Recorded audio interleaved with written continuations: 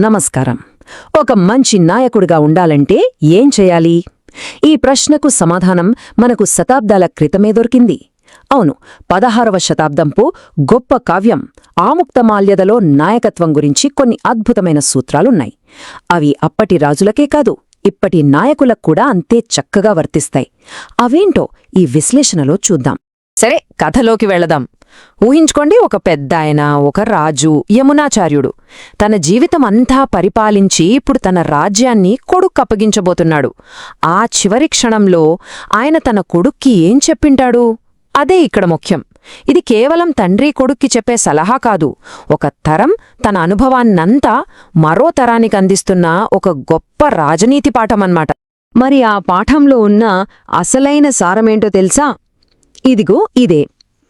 ఒక తెలివైన రాజు తన వ్యూహాలతో, బుర్రతో లక్షల సైన్యమున్న బలమైన రాజు కూడా సాధించలేనిది సాధించగలడు. అంటే నాయకత్వంలో ముఖ్యం కండబలం కాదు, బుద్ధిబలం.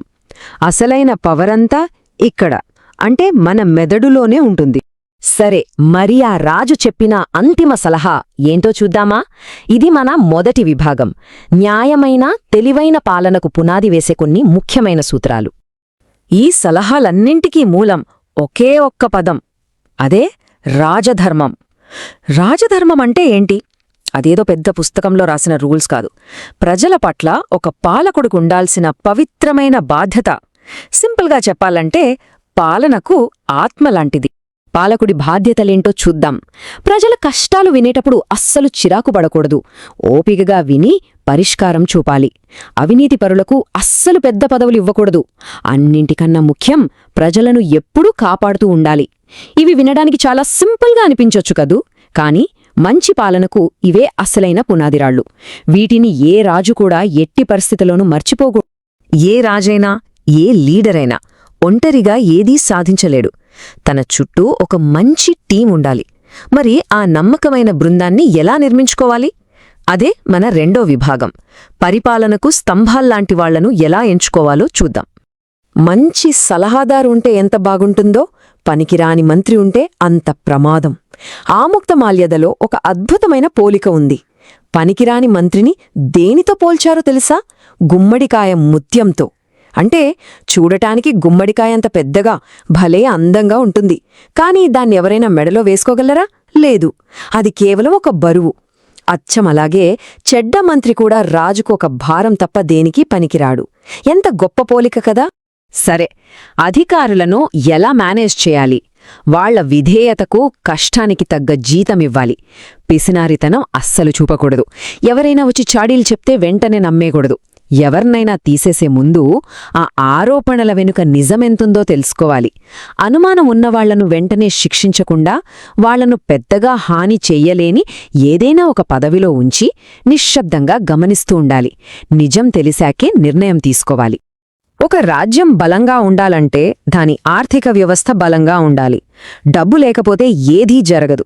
అందుకే మనం మూడో విభాగం, ఒక రాజ్యాన్ని ఆర్థికంగా ఎలా బలోపేతం చేయాలి, ప్రజల సంక్షేమం ఎలా చూడాలో చర్చిద్దాం.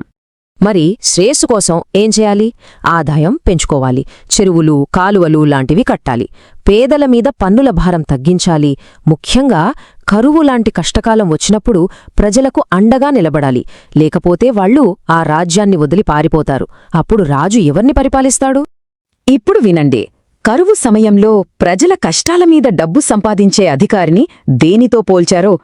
యుద్ధభూమిలో శవాలను తినే కుక్కతో సమానమన్నారు. అబ్బా, ఎంత ఘోరమైన పోలిక! కాని ఎంత నిజం! ఈ ఒక్క మాట చాలు అవినీతి పట్ల రాజుకు ఎంత కోపముందో, ప్రజల పట్ల ఎంత బాధ్యత ఉందో చెప్పడానికి. సరే, ఇప్పుడు దాకా రాజ్యం గురించి, పరిపాలన గురించి మాట్లాడుకున్నాం. ఇప్పుడు నేరుగా నాయకుడి దగ్గరకొద్దాం. అసలు ఒక నాయకుడికి ఎలాంటి వ్యక్తిగత లక్షణాలు ఉండాలి? ఎందుకంటే రాజు ఎలా ఉంటాడో రాజ్యం కూడా అలానే ఉంటుంది. ఒక పాలకుడు ఎప్పటికీ పూర్తిగా విశ్రాంతి తీసుకోలేడు. ఎందుకంటారా? ఎందుకంటే తన అప్రమత్తతే ఆ రాజ్యానికి రక్షణ కవచం. దీని గురించి ఒక అద్భుతమైన పోలిక ఉంది, చూద్దాం. ఒక మంచి రాజు ఎలా ఉండాలట? ఎలుగువంటిలా ఒక కన్ను తెరిచే నిద్రపోవాలి. ఎంత బావుంది కదా ఈ మాట! అంటే ఎప్పుడూ అప్రమత్తంగా ఉండాలి. ప్రమాదం బయట్నుంచే కాదు, లోపలున్నుండి కూడా రావచ్చు. మన పక్కనున్న వాళ్లే మనకు శత్రువులు కావచ్చు. అందుకే నాయకుడెప్పుడూ ఒక కన్ను తెరిచే ఉంచాలి. ఇది చూడండి, ఇది చాలా ముఖ్యమైన సూత్రం. ఒక నాయకుడికి ఏదైనా విషయం గురించి ఎంత తెలియాలి? 75%. అంటే 50% తన స్వంత పరిశోధన, తన ప్రత్యక్ష జ్ఞానం ద్వారానే తెలియాలి. కేవలం 50% మాత్రమే తన సలహాదారుల నుండి సమాచారం తీసుకోవాలి. అంటే ఎవరో చెప్పారని గుడ్డిగా నమ్మేయకూడదు. ప్రతి దాంట్లోనూ తన స్వంత అవగాహన ఉండాలన్నమాట. సరే, ఇప్పటిదాకా మనం చెప్పుకున్నదంతా ఒక్కసారి క్లుప్తంగా చూద్దాం. నాయకత్వ కళ అంటే ఏంటి? మొదటిది బలం కన్నా తెలివే ముఖ్యం. రెండోది న్యాయమైన పరిపాలన, మంచివాళ్లని ఎంచుకోవడం, అధికారులను సరిగ్గా చూసుకోవడం. మూడోది ఆర్థికంగా రాజ్యాన్ని బలోపేతం చేయడం. చివరిది అన్నింటికన్నా ముఖ్యమైనది, ఎప్పుడూ నిద్రపోకుండా మెలకువగా ఉండటం. ఇవే కదా మంచి నాయకుడి లక్షణాలు. ఇంత గొప్ప జ్ఞానాన్ని, ఇంత గొప్ప సూత్రాలను మనకందించింది ఎవరు అనుకుంటున్నారు? మరెవరు కాదు, సాక్షాత్తు విజయనగర సామ్రాజ్యాన్ని ఏలిన శ్రీకృష్ణదేవరాయలు. ఆయన కేవలం గొప్ప యోధుడే కాదు, గొప్ప కవి, గొప్ప రాజనీతిజ్ఞుడు కూడా. ఆయన రాసిన ఆముక్తమాల్యద అనే కావ్యంలోనే ఈ విషయాలన్నీ ఉన్నాయి. చివరగా ఒక ప్రశ్న. శ్రీకృష్ణదేవరాయలు చెప్పిన ఈ ప్రాచీన నియమాలలో ఈ రోజుల్లో మన నాయకులకు అత్యంత అవసరమైనది ఏది అనిపిస్తుంది?